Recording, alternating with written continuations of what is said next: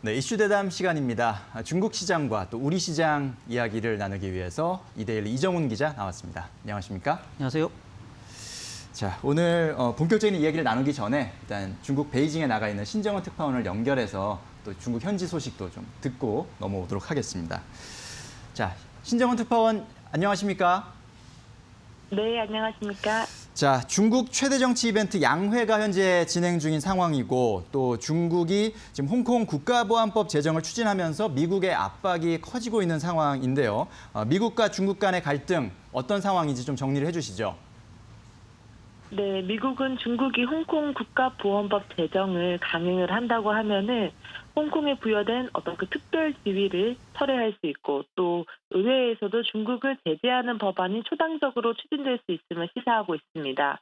로버트 오브라이언 미국 백악관 보좌관은 중국이 국가보안법을 가지고 홍콩을 기본적으로 장악하려는 것처럼 보인다면서 이 중국이 장악을 하면 홍콩은 아시아의 금융 중심지로서 남을 수 없을 것이다 이렇게 경고를 했습니다. 미국뿐 아니라 영국, 캐나다, 호주 등 국제사회가 여러 차례 우려를 표명하고 있는데요. 그럼에도 불구하고 중국은 홍콩의 국가보안법 제정을 강행할 것으로 보입니다. 왕이 중국 외교부장은 국보법이 이 홍콩 고도 자치와 국민의 권리 또 자유에 영향을 주지 않고 또 홍콩의 외국 투자자들에 대한 정당한 권익에도 영향을 주지 않을 것이라면서 홍콩 문제는 내정이니까 외부에서 또 특히 미국이 간섭하지 말라 이런 입장을 표명을 했습니다. 홍콩 금융시장이 출렁이면은 당연히 한국 역시 영향권에 들 수밖에 없는데요. 미중 무역 전쟁이 재발하면 홍콩 수출 물량이 영향을 받고 또 중국의 내수 위축과 경기 악화로 이어지면서 직간접적인 그런 영향이 나타날 것으로 보입니다. 네, 중국 주식시장의 움직임은 어땠습니까?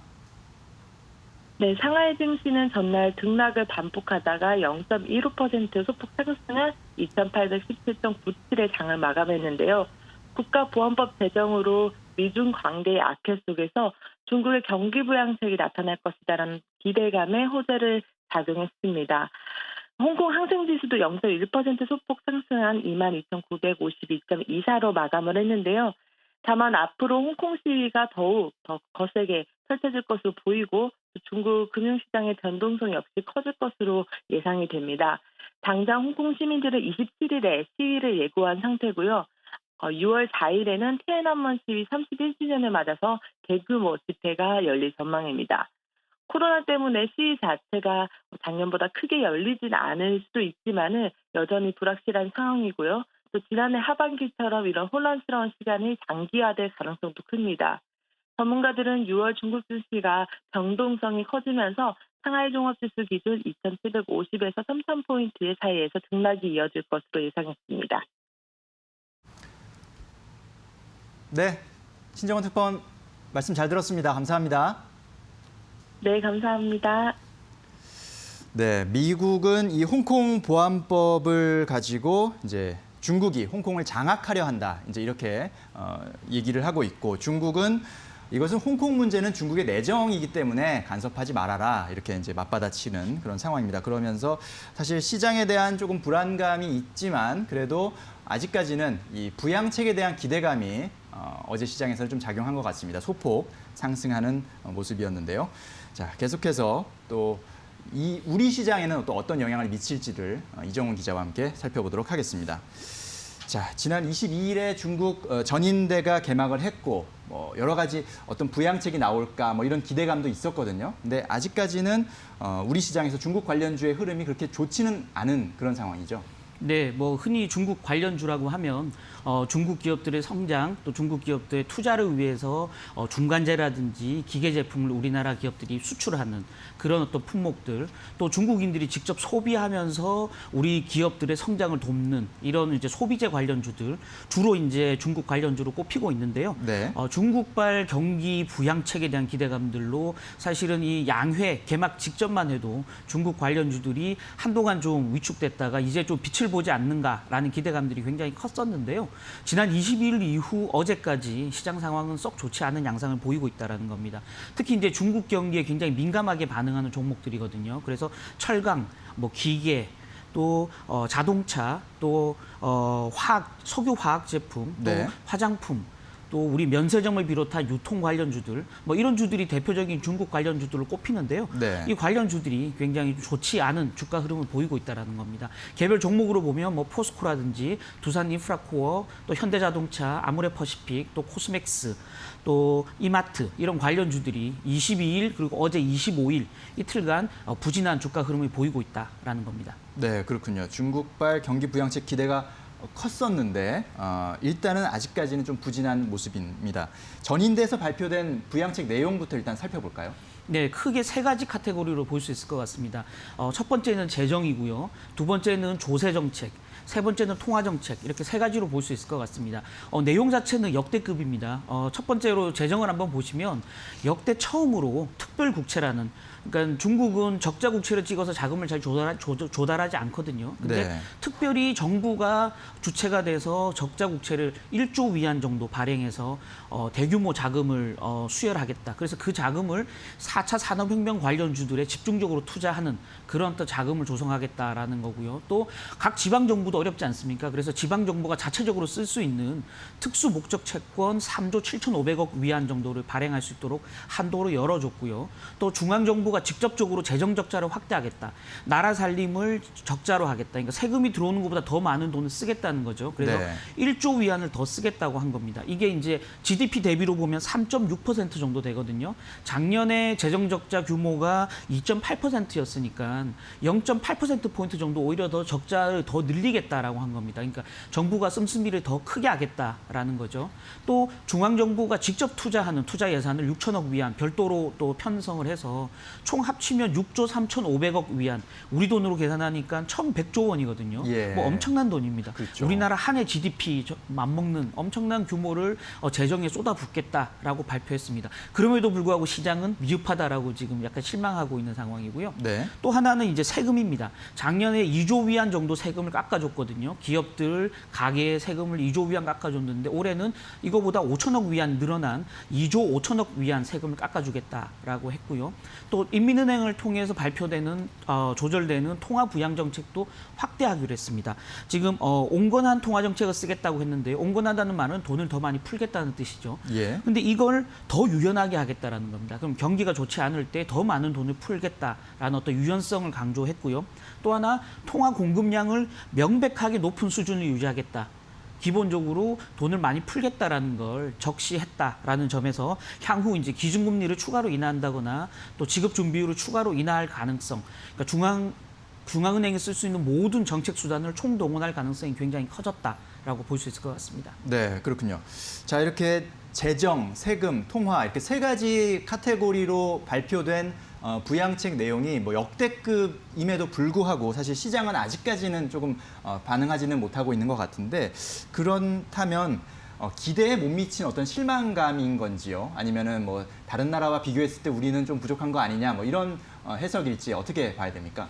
네, 일단 통화정책 자체는 코로나19 사태 이후에 쓸 만큼 사실 많이 썼다. 그래서 인민은행의 통화정책을 더 유연하게 하겠다라고 강조했지만 쓸 수 네. 있는 카드 자체가 많지 않다라는 어떤 시장 내 실망감이 기본적으로 작용하고요. 예. 그런 면에서 이번 양회에서는 통화정책보다는 재정을 얼마나 풀지에 관심이 집중됐었거든요.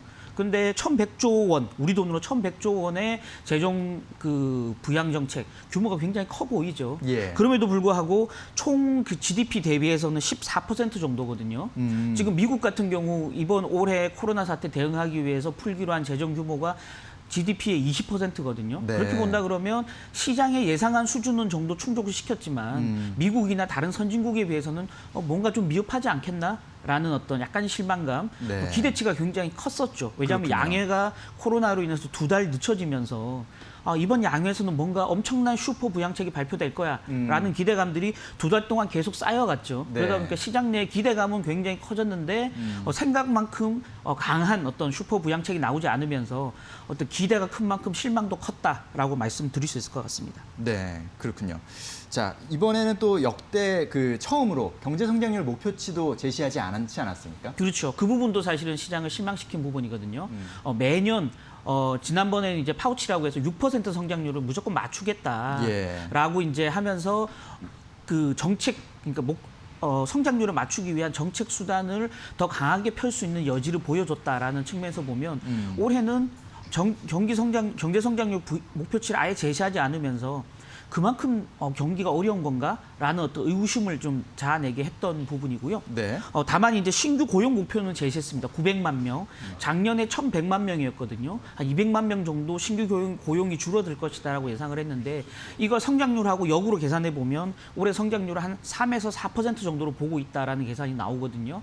그렇게 본다 그러면 작년에 뭐 5%대 중반, 6%에 비해서는 성장률 목표가 굉장히 낮아졌다라는 부분들도 시장에 좀 실망감을 자아내는 부분이었다라는 거고요.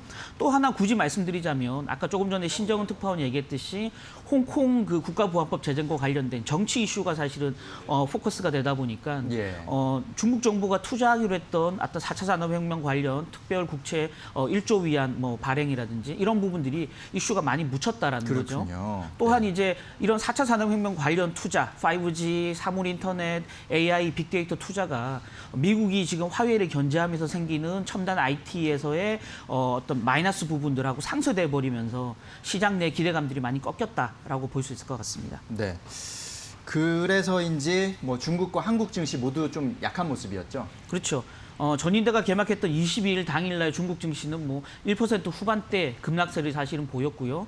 어제 약간 강보합을 기록했습니다만 이틀간 하락폭이 굉장히 컸다라는 거고요. 우리나라 코스피 같은 경우는 어제 1.2% 정도 올랐지만 네. 22일에 1.4% 이상 하락하면서 이틀간 보면 한국, 중국 증시는 마이너스를 보였다. 즉 양유에 대한 기대감들보다는 미중 무역 갈등이라든지 또는 홍콩을 둘러싼 지정학적 리스크 이런 부분들이 더 크게 악재로 반영됐다라고 볼 수 있을 것 같습니다. 네. 특히나 또 어제 나온 소식이 이제 위안화 절하 얘기잖아요. 그 네네. 폭도 그렇고 좀 심상치 않아 보이는 상황이거든요. 가뜩이나 지금 미중 간의 갈등이 있는 상황이기 때문에 어떻게 봐야 됩니까? 네, 크게 이제 제가 두 가지 포인트를 말씀드리고 싶습니다. 첫 번째는 네. 방금 앵커분이 말씀하셨던 위안화 부분이거든요. 예. 위안화가 어제 굉장히 약했다. 지금 1달러에 7.12 위안이거든요. 지금 네. 지난 2008년도 글로벌 금융위기 이후 최저치입니다. 네. 무려 12년 만에 가장 큰 폭으로 지금 가장 낮은 수준까지 떨어져 있거든요. 네. 위안화 가치가 떨어진다는 말은 중국 경제 펀더멘탈이 그만큼 좀 취약해지고 있다라는 거 보여주는 거고요. 미국과 중국 간의 무역 갈등 양상이 더 고조되고 있다라는 걸 여실히 보여주는 지표다라는 점에서 위안화 가치 하락이 언제까지 이어질지 이게 핵심 포인트다라고 볼 수 있을 것 같습니다. 예. 지난 2015년, 16년에 위안화가 절하되면서 글로벌 경기가 쇼크를 한번 보였지 않습니까? 네. 그 당시만 해도 사실은 1달러에 7 위안만 가면 중국 내에 있는 대외 자금들이 다 빠져나갈 것이다라고 우려감들이 굉장히 컸었거든요. 지금 이제 중국 정부가 잘 대응하면서 7.12 위안까지 올라갔지만 대외 자금이 빠져나갈 것이다라는 공포감은 아직 크진 않거든요. 그럼에도 불구하고 지금 상황에서 더 올라간다. 그러면 외화 자금 유출 가능성도 충분히 있다라는 점에서 보면 하나의 중국 경제를 둘러싼 핵심적인 리스크 요인으로 위안화 절하를 꼽을 수 있겠고요. 예. 두 번째 부분은 바로 홍콩 내의 단기 자금 시장의 금리 상승 부분입니다. 이게 하이보라고 하는데요. 하이보는 어떤 개념이냐면 홍콩에 있는 시중은행들이 위안화를 하루 만기로 빌릴 수 있는 그 단기 자금 금리입니다. 이 말은 뭐냐면 위안화의 유동성이 줄어들면 줄어들수록 위안화가 네. 시중에 적으면 적을수록 돈을 빌리기 어렵기 때문에 금리가 위로 올라가거든요. 그렇죠. 이 금리가 지금 가파르게 올라가고 있다는 겁니다. 글로벌 금융위기 때 또 아시아 외환위기 때마다 이 하이보 금리가 굉장히 급등했던 그런 경험치들이 있거든요. 네. 기본적으로 위안화 가치가 떨어지면 인민은행 같은 경우는 달러를 내다 팔고 위안화를 사서 환율을 방어하거든요. 그러니까 위안화를 계속 중앙은행이 사들이니까 시중의 위안화는 줄어들 수밖에 없죠. 그러니까 은행들 간에 자금을 빌릴 때 금리가 위로 올라가는 겁니다. 그래서 네. 단기적으로 이 홍콩의 단기 금리, 하이보 금리가 얼마나 더 위로 올라가는지도 핵심 체크 포인트로 살펴보셔야 될 부분이다라고 말씀드릴 수 있을 것 같습니다. 결국은 위안화 가치가 계속 떨어진다는 말은 원화 가치도 덩달아서 떨어질 가능성이 굉장히 크고요. 어제도 원달러 환율이 1,240원까지 급등하는 양상을 보였습니다. 네. 원화 가치가 급락한다는 말, 원달러 환율이 위로 올라가고 원화 가치가 급락한다는 말은 외국인들이 우리 주식을 내다 팔 가능성이 굉장히 커졌다라는 거죠. 사흘간 순매수했던 외국인들이 지금 어제 이렇게 이틀간 6천억 정도 우리나라 주식을 순매도하는 양상으로 다시 돌아섰거든요. 네. 결국 이 부분은 원화 가치 하락, 위안화 가치 절하와 관련돼 있다라고 볼 수 있을 것 같습니다. 그렇군요. 자, 중국 관련주로 좀 압축해서 본다면 네네. 이런 위안화 절하가 어떤 영향을 주게 되나요? 네, 크게 이제 두 가지 포인트로 좀 볼 수 있을 것 같습니다. 첫 번째는 일단은 위안화 가치가 절하된다는 말은 중국 내 수입 물가가 올라간다는 말이 예. 있습니다. 만약에 예를 들면 이런 거죠. 1달러에 5위안 하던 환율이 네. 1달러에 10위안까지 위안화 가치가 2배로 절하된다고 가치가 떨어진다고 보면 예전에 1달러 제품을 5위안에 살 수 있었는데 이제는 10위안에 사야 되지 않습니까? 그렇죠. 그러니까 중국 내의 물가가 굉장히 위로 올라가게 되죠. 네. 그러면 중국 가계의 실질적인 구매력이 떨어지게 됩니다. 그래서 내수 경기가 둔화되는 양상을 보이고요. 예. 결국은 화장품이라든지 면세점, 유통 관련주들 중국 소비자들의 구매력이 떨어진다는 말은 우리 유통업체 또 우리 화장품 업체들의 그 판매량이 줄어든다는 것과 직결되기 때문에 예. 위안화 가치가 더 떨어진다는 말은 우리 내수주, 그러니까 중국에 수출하는 우리 내수주에는 큰 어떤 타격이 될 수 있다라고 보여지는 거고요. 또 원화 가치도 동시에 하락하고 있지만 위안화 가치는 미국 영향을 직접 받기 때문에 더 빨리 하락한다. 위안화 가치가 원화 가치보다 더 빨리 하락할 경우에는 네. 또 문제가 생깁니다. 뭐냐면 지금 우리 기업들이 중국에 물건을 더 많이 팔기 위해서 중국 공장들, 현지 법인들을 만들었지 않습니까? 예. 이 부분들이 실적이 굉장히 좋지 않게 되죠. 왜냐하면 똑같은 위안화를 벌었는데 한국 본사로 돈을 보내면 돈이 줄어들게 되죠. 위안화 가치가 떨어진다는 말은요. 네. 그러니까 즉 그 말은 위안화 가치가 떨어지면 중국 나가 있는 우리나라 중국 현지 법인들이 돈을 아무리 많이 벌어도 실질적인 매출은 줄어든다라는 부분이 되기 때문에 우리 기업들에게 좋지 않은 영향이 있는 거고요. 또 수출 시장에서의 경쟁력으로 보면 우리나라 기업들의 수출 경쟁력이 중국 기업들 수출 경쟁력보다 떨어질 수밖에 없죠. 그 말은 우리나라 기업들의 실적이 악화될 수 있다라는 점에서 보면 중국 관련주들이 전체적으로 위안화 절하 시기에는 항상 좋지 않았다라는 거고요. 아까 말씀드렸던 2015년도 위안화 쇼크 때 현대자동차라든지 화장품 관련주들 또 면세점 관련주들 주가가 급락했던 그런 어떤 경험칙도 있거든요. 예. 그렇게 본다 그러면 위안화 가치가 빨리 안정을 찾아야만 또 중국과 미국 간의 무역 갈등 양상이 빨리 좀 진정돼야만 우리 중국 관련주들의 의미 있는 반등을 좀 기대할 수 있겠다라는 말씀 드리고 싶습니다. 그렇군요. 위안화 가치의 어떤 움직임, 거기에 더 크게 봐서는 미국과 중국 간의 갈등 양상이 어떻게 이제 전개되느냐가 우리 중국 관련주에도 상당한 영향이 있을 것 같습니다. 말씀 잘 들었습니다. 감사합니다.